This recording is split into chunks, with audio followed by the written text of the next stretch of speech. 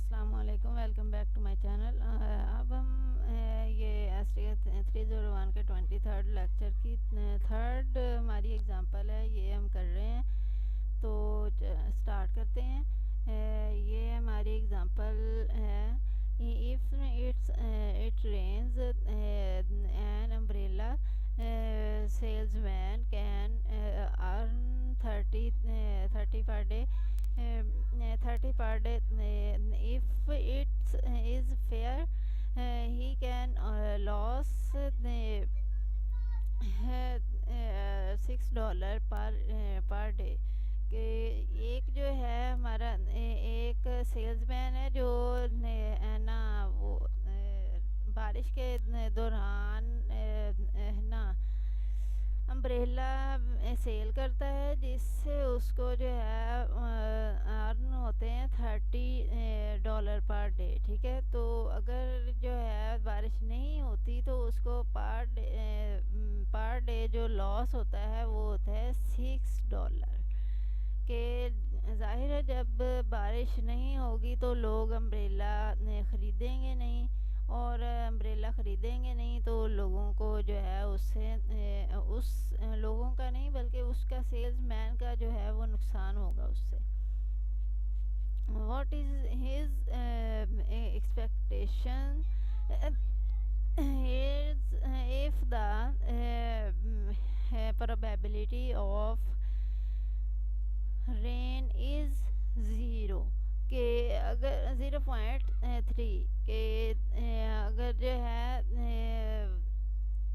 उसकी जो एक्सपेक्टेशंस वो क्या हो सकती हैं अगर जो प्रोबेबिलिटी ऑफ रेन जो है वो 0.3 हो।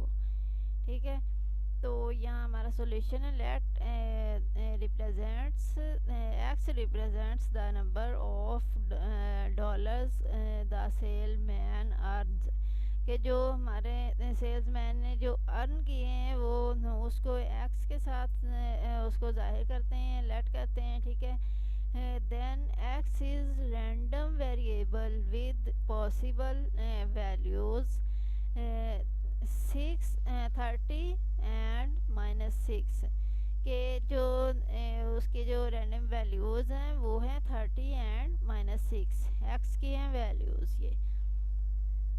where -6 corresponds of the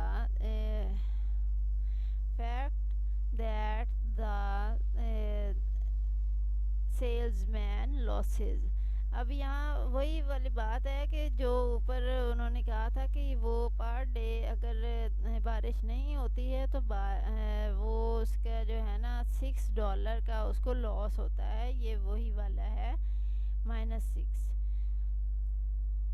जो लॉस है यहाँ उसको माइनस के साथ लिखा जाता है। ठीक है, and the corresponding probabilities are 0.3 and 0.7 respectively, hence we have जो उसमें जो है हमारे पास प्रोबेबिलिटीज़ जो हैं वो 0.3 एंड 0.7 है। तो अब यहाँ एक जो है वो टेबल बना लिया गया है। इसमें 3 जो है वो उसके कॉलम्स हैं और 4 रोज़ हैं, और फर्स्ट वाले रोज़ में तीनों कॉलम्स में जो है वो हमने क्या लिखना है, यहाँ लिख लेना है इवेंट। फिर नेक्स्ट कॉलम में फर्स्ट में ये लिख लेना है amount earned x.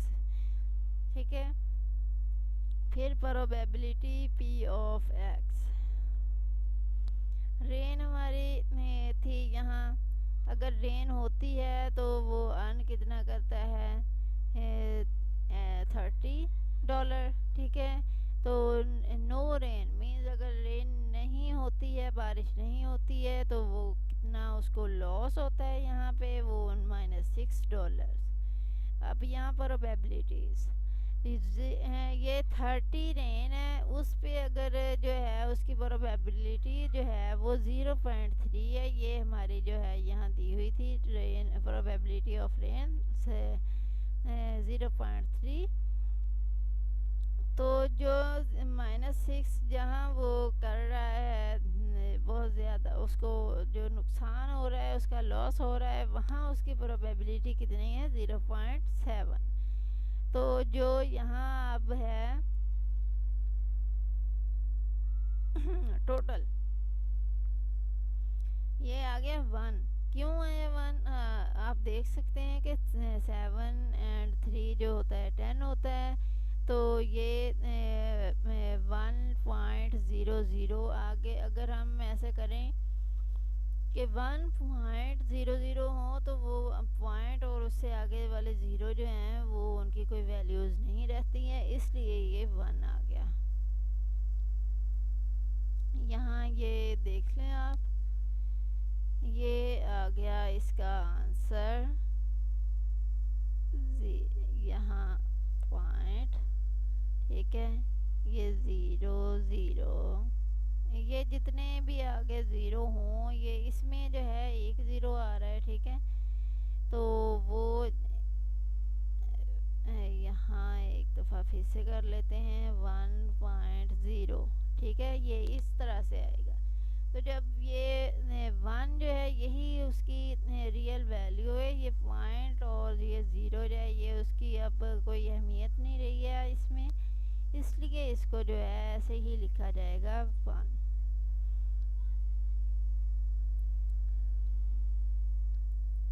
In order to compute the expected value of x, we carry out the following computation। यहाँ फिर से हमारे जो है एक अदद ये बना लिया गया है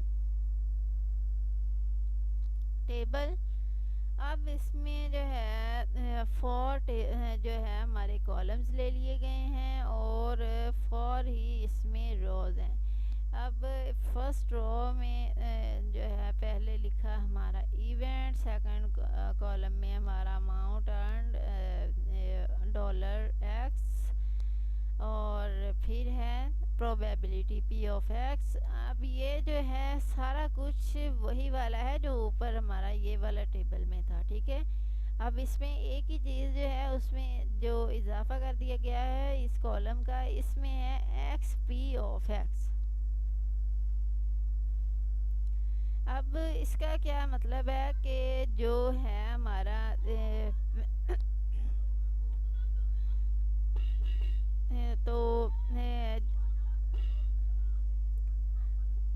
तो अब हम ऐसा करते हैं कि यहाँ कैलकुलेटर लेके आपको बताती हूँ मैं।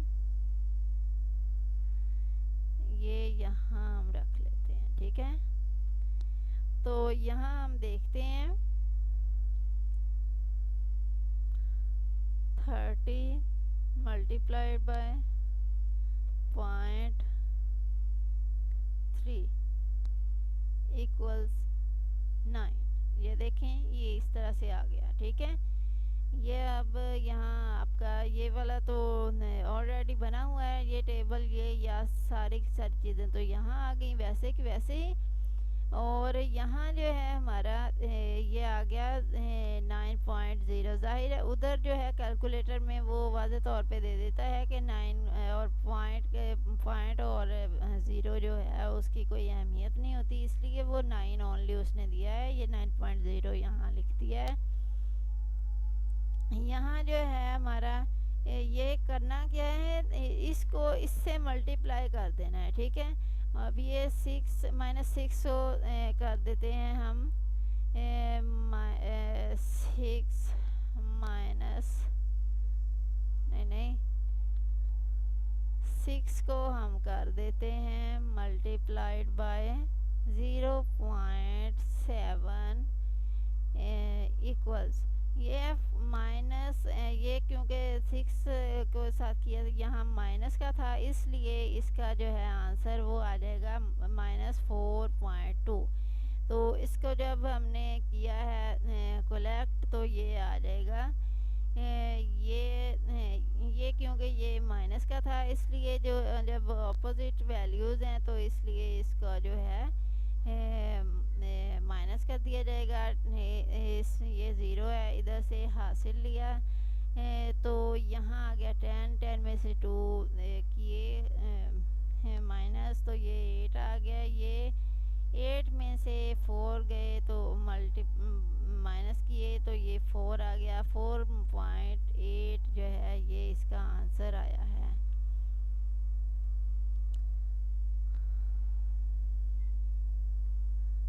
अजान हो रही है, थोड़ा सा रुक जाते हैं।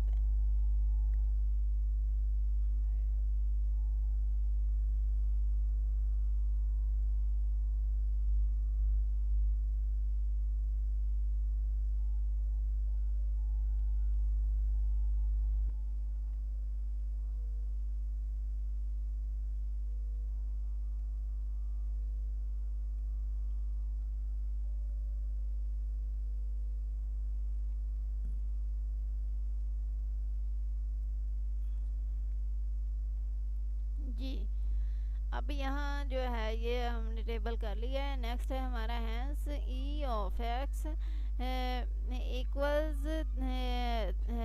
जो है ये $4.80 जो है पर डे। ठीक है, तो ये अब I E on the average the salesman can expect to earn $4.8 per day है। ई एक्स का मतलब है कि जो हमारी एक्स जो है वो अर्न अमाउंट है। ठीक है, और ई का मतलब है वो एक्सपेक्टेशंस जो हैं उसकी वो वाली हैं कि वो उसको कितनी कौन सी एक्सपेक्टेशंस उसको कितनी हैं कि वो कितना कमा सकता है। ठीक है, E of x means expectations of x means ये है earned value जो है earned जो हमारी है अमाउंट वो वाली है। ये हमारा आएगा ये वाला जो है 4.8। यहाँ अगर इसके साथ ज़ीरो लगाएं ना लगाएं कोई फ़र्क नहीं पड़ता है, वैसे यहाँ लगाया हुआ है। ठीक है, $4.80 या $80 पर डे। तो ये हो गया यहाँ तक। until now we have considered the mathematical expectation of the random variable x, but in many situations we may be interested in the mathematical expectations of some function of x। जी, तो ये थी हमारी आज की ये थर्ड हमारी थी example. उम्मीद करती हूँ कि आपको इसकी मुकम्मल तौर पे समझ आई होगी। अगर चैनल को सब्सक्राइब नहीं किया तो प्लीज़ सब्सक्राइब कर लें और वीडियो को लाइक करें। टेक केयर एंड अल्लाह हाफिज़।